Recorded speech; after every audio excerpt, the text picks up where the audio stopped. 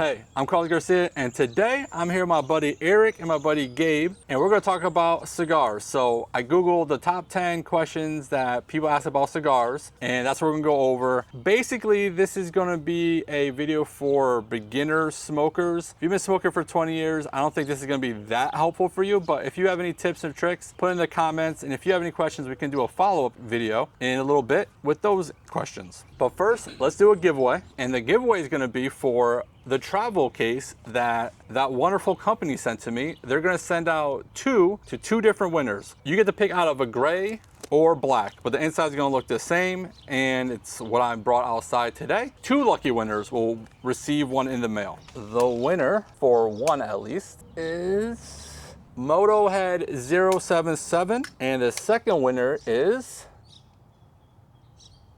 Jordy Bumer 511. So if you are those 2 people, send me an email in the description and I'll work with the company to get you those travel cases. All right, now that we got that taken care of, I'll introduce my friends here. So Gabe, I knew from the military. We're actually all retired military here, but I actually know Eric from our civilian jobs, without saying what we do, I guess.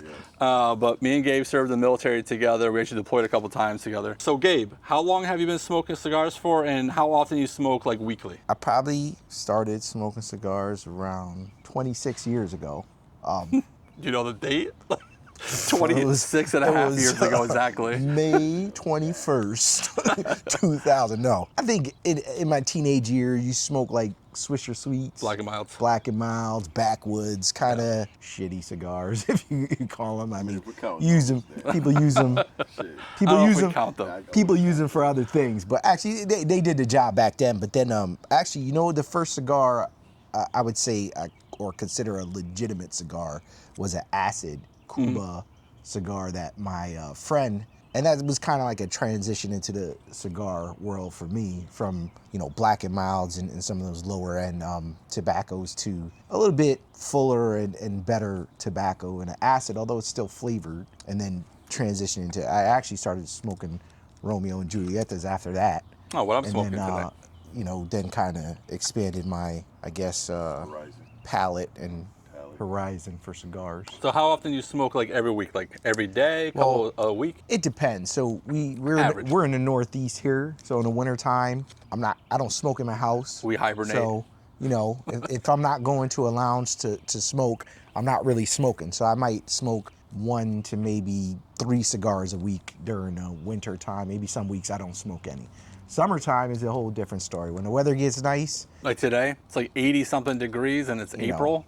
Crazy. If I can get out and I could fit it into my schedule, my busy schedule at that, you know, I'll try to get a cigar, and I could smoke a cigar at least 1 a day if possible, but normally it's not that possible. So I'd say during the warmer months, maybe 5 cigars a week. Okay. And while you have the microphone, because, you know, we gotta pass this around like this budget YouTube channel, what are you smoking today? This is a Foundation Wise Man provided by my boy Eric over there. Out of Connecticut Foundation. Appreciate it.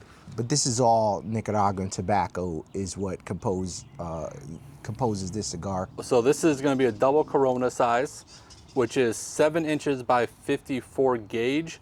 And so this is a beginner's video. If you look at the different names over the cigars, like they all have different sizes and shapes. The numbers you'll see like a 7X or a 6X or a 5.5X, and then like a 50 or 54 or something like that. The first number is the inches this way, and then the second number, the bigger number, is the ring gauge. So the bigger it is, or the smaller, the thinner.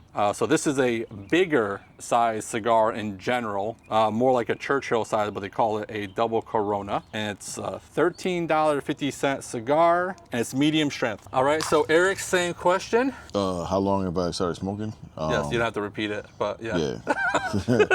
I want to say, shoot. You don't get extra words to like the essay if you just repeat the question. Nah, I want to say like 10 years ago. I'm not counting the Black and Mild thing, but like, yeah, I've really started getting into it. And for me, I want to say it was sort of like an acid too. Like it was a beginner one. I walked in, remember going into the cigar spot, and then just, they knew I was new, and they were just like, try this. Like, here's a cheap one. Like, And the acids are sweet, so that's kind of a decent beginner they're pretty good, one. though. They're still good. I mean, even to this day, of how much that we smoke and how experienced we get, like, I'll still smoke an acid. It's pretty good. And how often do you smoke a week? Ooh, matters. If the weather's good. Okay, like in the summertime. In the summertime, I could do about, for a week, about 5, 6. So almost daily. Yeah. Yeah. Definitely. Now, do you smoke, because we used to work together on night shift, but he's now on days. Do you smoke more now that you're on days? Because like nights for me, I don't really smoke between shifts. I'm sleeping. You're tired. You're like, whatever, you wake up. Yeah, absolutely. Get out at a decent time, and if, like I said, the weather's good and you got time in your hands and you got a good spot to smoke it at, like I'll puff out at like 1 or 2. Yeah. And what are you smoking today? Today I'm doing Nobilis La Roma de Cuba. It's a Nicaraguan wrapper, Nicaraguan filler. It's a bold. I believe that's a 50 ring. So the size on this, so this is a Robusto size. It's a 5.5 inches by 50. Now this is a very common cigar size, Robusto. Toro is another very common size, but we don't really have a Toro. My cigar is kind of close to a Toro, but Robusto is a very common size. And that's $19, and that's a full strength cigar. Yeah. So we kind of have all the things, because the cigar I am smoking is a Romeo and Julieta, 1875. The wrapper is Java TBN, and the filler and binder are Dominican Republic. And this is mild, $9, and this is a Bully Belisco size. And if you see, it has a torpedo ending as opposed to the round. So you'll see that a lot in cigars. We're gonna go over how to cut them right now, because that is one of the top 10 questions. But first, there's an etiquette thing that I wanna go over. So if you are at a cigar lounge, hanging out with friends, some people like to lick their cigars before cutting it. None of us do that. That's not something that you need to do or anything, but there are people that do it just part of their habit. And there's nothing wrong with it. But the one etiquette thing I would say is, if you're using a communal cutter, like if we're all using this cutter to cut our cigars, don't lick your cigar and then cut it with a communal cutter. That's just an etiquette thing. That's actually how I got COVID one time. Yeah. Right before I went to Cuba a couple years ago from Bob, and I was yelling at him for the etiquette, and he goes, "You're overreacting." And he literally had COVID when he had it, and we didn't know he had COVID. And then we all got. COVID. Yeah, it's a huge in Cuba. We're gonna go over a couple different cutting things. We have, basically it comes down to 3 different ways to cut a cigar. You have your straight cut, you have your V cut, and you have your punch. So I'm gonna cut my torpedo with a straight cut. So I'm gonna go over that right now. So a straight cut is just a guillotine, and it's just exactly what it looks like. It's just straight cut, you put your cigar in there. The one thing cutting a cigar, the most important part, is not to cut past the cap. So another thing that you need to know is, when you're looking at the cigar, there's gonna be a cap right on top. You'll see like a line. I don't know how good you're gonna be seeing on the camera, but there's a line at the top, and you don't wanna cut past that line, because then the cigar will just unravel, because that little cap is what holds it all together. For a torpedo, I cut it at an angle. Instead of cutting it straight like this, I cut it at an angle so it opens up more surface for me to smoke, but not past the cut. So it's gonna look like that. Now there's other ways to cut it, but this is what Tim from Cigars Daily said one time, and that's how now I cut all my torpedoes. So we have a V-cut cutter, and it's shaped as a V, close it up. Just like Carlos said, you don't wanna always use how you put it in, because sometimes it might go in too far depending on what kind of cigar you got, and you really don't wanna tamper with that top. So like what I like to do is, depending on what kind of cutter I got, is put my finger there to stop it to a certain thing, so I can get it, so I don't mess up the top. Don't cut your finger. Don't cut your finger. But let me just show real close to the thing. So that is a V cut right there. The preference of how you cut a cigar is really on you, but I enjoy this V cut as well. And it just kind of funnels the flavors, like more concentrated, as opposed to a straight cut. Now, even my straight cut was a little smaller because I did a torpedo, but a straight cut on a round, which is what most people use, it opens it up a little bit more, so the flavors aren't as concentrated. At least that's like the whole theory with using a V cut or a punch cut. Right. That's But do the double. on a V cut. You can do double. I've even seen triple, what they call like a crown cut. So this is a punch. It basically just makes a hole at the top. Now this makes it real easy to cut the cigar and not mess it up. But sometimes it might be, if you have a cigar that has a tight draw, this isn't the best cut for it. But you won't find out until afterwards. You can always recut your cigar to a straight cut after a punch cut, anyways, or even a V cut. If you guys hear sirens all video, welcome to my life. That's already like the third cop or ambulance or whatever. All right, so to do a punch cut, you're gonna wanna put the punch right in the middle here. Just kind of turn it, apply some pressure, but not too much. And then just gonna leave a hole. That's what you're looking for. And the cap is gonna be right in the hole here. You can kind of just push that out through the other side. But that's what you're trying to get. You don't have to push it all the way in, you just wanna remove the cap. So another question that I saw on Google is how to light a cigar. So I'm just gonna do this one time because we all kind of agree on how to light a cigar. And we all went to Cuba recently-ish. Shout out to Cuba. You know, I'm doing what I learned from Tim at Cigars Daily. Once again, he's the best out there with YouTube content for cigars, which is, he always talks about, so you have your lighter, right? So we're using jet lighters. So you have the flame. I doubt this is gonna show up there, but you have the flame, right? What you're trying to do is not put the flame into the cigar like this, because you're burning it. So we're trying to toast it. So kind of at an angle, and you're trying to get close enough where you can start seeing it turn black, but like kind of lightly, okay? And then it takes a little bit of time. You're gonna, no rush. This is a very important part of the cigar smoking experience, is to light it up properly. So we're just toasting the foot slowly, slowly. Now, what I used to do is once I got it a decent amount, I would puff on it to kind of help it. Now, what we learned in Cuba is that you shouldn't put the cigar to your mouth until it's completely ready to go. Now, you do whatever you think is best for you. My biggest tip here is to slowly warm it up and not to, sorry, my arms are getting tired. So it's a good toast. Now, you know, it's completely toasted, right? Puff it a couple times. I see it has a nice burn around, maybe a little bit on this one corner, a little bit touch up, but you just want a nice all the way clean burn all the way to the front.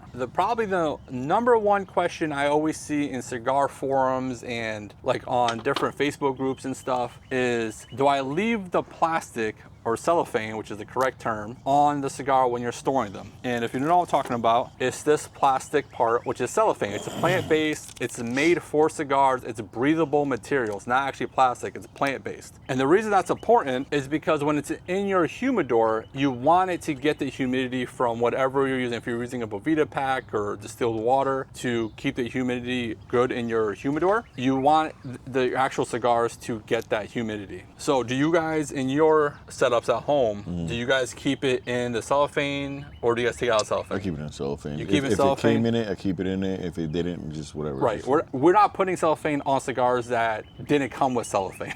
Yeah. About you? Same? However it comes, Right. in a tube, I leave it in a tube. Me too. So what I do with tubes is I'll take the top, the cap off, just so that air can go in there, and I put the caps on top, because that's hard plastic. But for the cellophane, the reason you keep in the cellophane is it keeps it protected a little bit better. And for me, when I travel with cigars, it's just easier to transport. I don't worry about them as much with the cellophane on them. The con would be that if you want all your cigars to be bare or naked, they look prettier in your humidor without the plastic. So it's more of an aesthetic type thing. I was just saying, if they dry out and they're in their material, it'll help from the cigar actually expanding and kind of cracking out, and then it's easier to kind of bring it back to life, sort of say. That's actually one of the 10 questions. I was actually shocked when I saw this question on there, but I guess that's a very typical question for a newer person, is if you get cigars and they're dehydrated,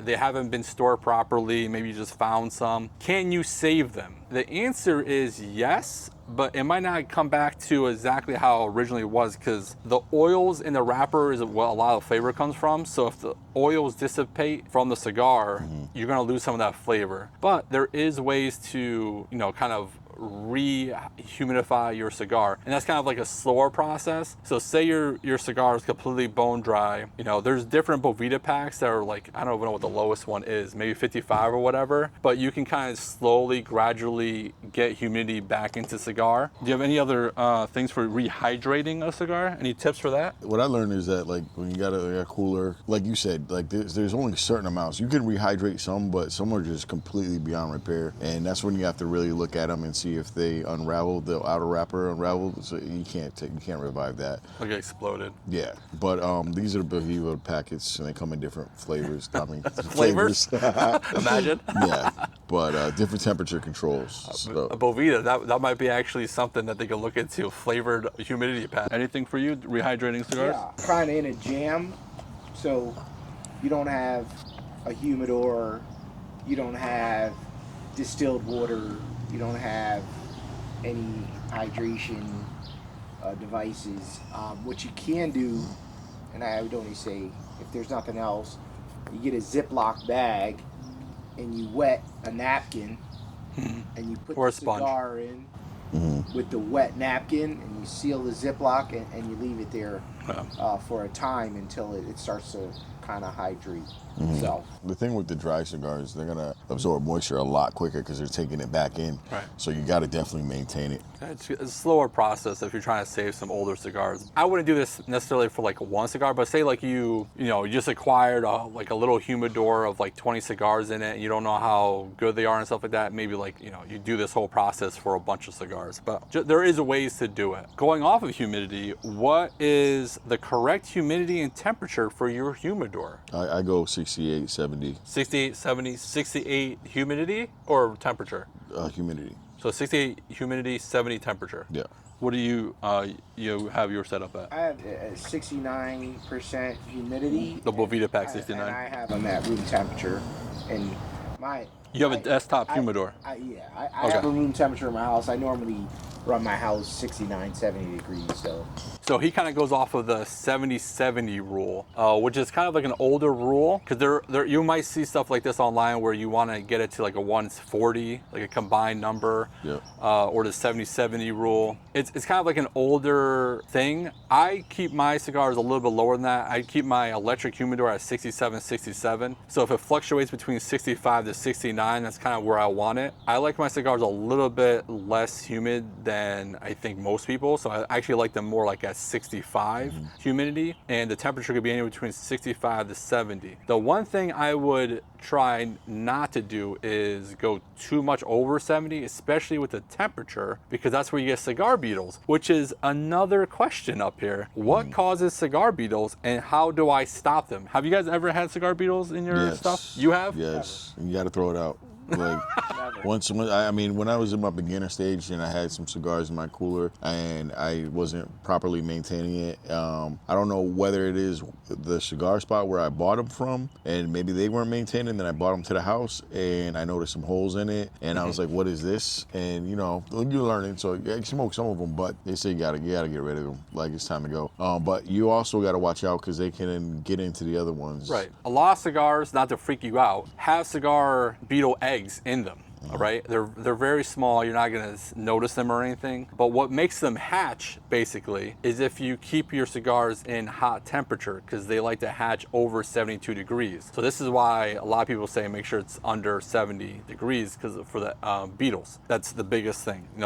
A cigar is just leaf. There's a little bit of a plant-based glue kind of thing that holds a cap on it, but besides that, it's all leaves, so the environment, and there are cigar beetles. So say if you find little pin-sized holes in a cigar, what you can do is grab the other cigars in your humidor that you're not seeing any pin-sized holes in, and you can freeze them, and then you can put them in your refrigerator, and then you can kind of climatize them back into your humidor. But they say you can freeze them for a couple days, and that's basically you're trying to freeze the eggs. And that's something actually a lot of the cigar manufacturers, a lot of them do. they freeze them before they come out to the stores and stuff like that. Kind of kill them off before they even get out there. But I remember when we went to Cuba, they showed us the freezer, and that was my first time actually seeing that. And I was like, that's crazy. And they're like, no, it stays in there for a little bit. It freezes up because we want to make sure everything's killed before we start sending them out for shipping. It still happens. It is something that's an unfortunate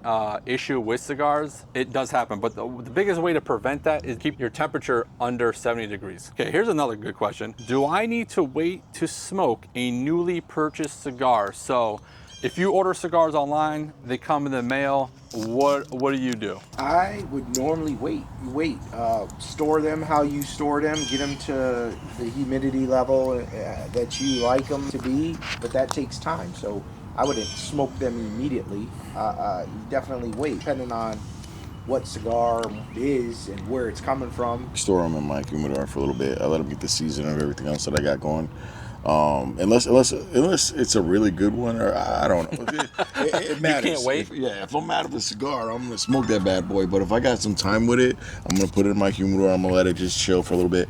Another thing that was mentioned was, I don't know if we're going over it in the questions, but the dry, like we keep it out for a little bit. Dry box. Yeah, before. That's kind of like a little bit past beginner stage. You know, we can definitely save that question for like a follow-up thing, and that's dry boxing. But that's definitely like, there's a lot of cigar people that don't, like, that have been smoking for years that don't do that. 100% something we could talk about in the future, but this is more like very basic. For me too, if I get cigars in the mail, which I get most of my cigars in the mail, I have about 500 cigars, so I just put them in the cigar humidor, and I have another cigar that I can smoke that I've been waiting to smoke for 6 months or something. So for me, I always wait as long as possible before smoking it. So another question, this is something that's more of a general thing. Are darker cigars stronger than lighter ones? I think in general, it's safe to say if it's dark, you should assume that it's going to be stronger, but it's not always the case. Right. You just have to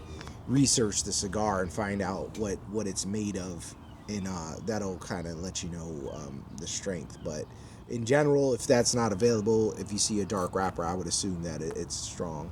Right, and lighters, full body, and that's what I thought too. Like, and like I still go with it and think that, but like I like my Maduros. I love those. And I always thought the darker the wrapper, the stronger. But you know, I read one of those books and it said like some of the lighter ones still have nicotine in it. Remember when we talked about it in Cuba? They have a higher nicotine level than the darker Maduros, because the Maduros over time, like so with the cigars over time, like the nicotine goes away, like whatever. It's not as strong, as harsh. But with the lighter ones, it's very strong. Reading from the book, I would say that it says if you don't want to get like a lightheaded or whatever, some of the lighter ones have a stronger nicotine level than some of the darker ones, because some of the darker ones have been aged more. But the darker ones are just as strong. Yeah. So in general, the darker ones are usually stronger, and the lighter ones, usually Connecticut wrappers, are usually lighter. But that's not an exact rule, just general knowledge for cigar guys. Okay, another question. What does a box press cigar mean? And actually, I might have brought one so I can show you. This is kind of like a box press. It's just more square, right? The one cool thing is that they don't roll off the table, so that's something. But do you guys prefer round versus box press? Do you have a preference? It doesn't make a difference for me. No? Like, About if you? it's a good cigar, it's a good cigar. Yeah, you know, I don't think it really makes a difference for me. There's not a whole lot of box press cigars out there. It's limited, the actual box presses you can get, but they were good. Ginger's as good as a round. I think it's more like a mouthfeel type thing.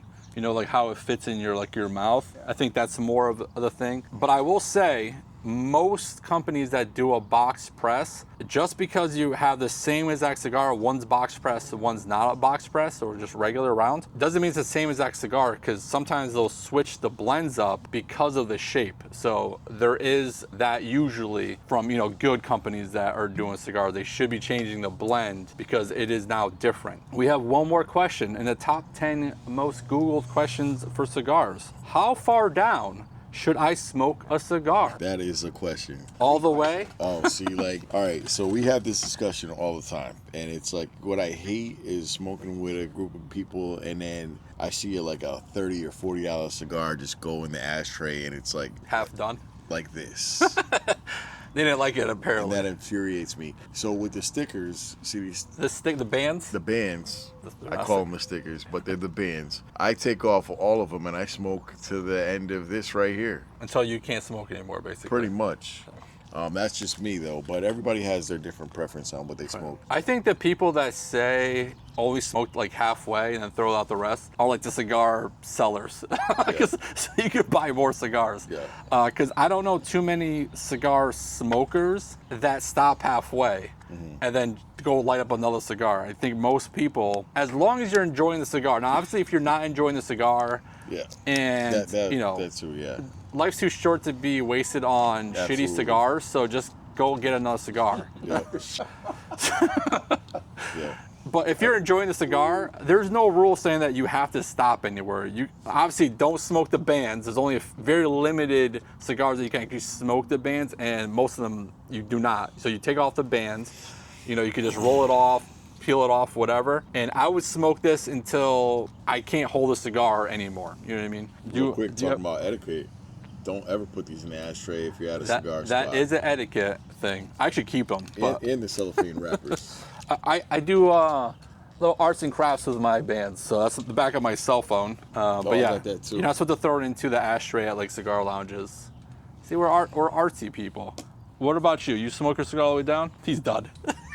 He smoked 2 puffs. I'm done right now. I'm getting a new one. Smoke as much as you want to smoke. If you want to smoke it down like a roach to the end, do it. It's your cigar. You know, enjoy it. Enjoy it. But here's what I've noticed that for myself, only for myself, is once I smoke it past the band, then it gets a little harsher on the throat. So I was gonna bring that up. The following day, you might feel it a little bit in your throat, but I smoke them down to the end plenty of times. It just kind of, I guess, depends the mood I'm in. Especially if you got a good one. If you got a good one. Another thing I would say, like, because 9 times out of 10, sometimes if you have a full cigar, is because you're in a rush.